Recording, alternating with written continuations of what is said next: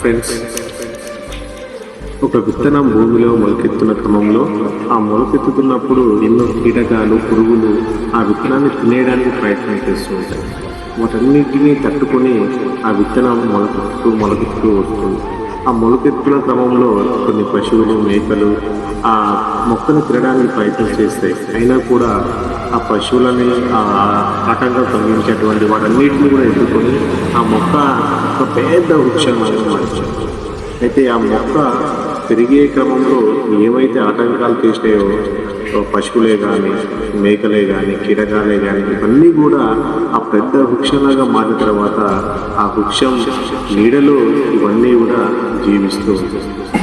దీన్ని బట్టి మనం అర్థం చేసుకోవాల్సిన నీతి ఏంటంటే, మనం ఎదిగే క్రమంలో ఎంతోమంది ఇష్టపడుతూ ఉంటారు. మనల్ని కిందికి దిగదార్చాలని ఎంతోమంది కోరుకుంటూ ఉంటారు.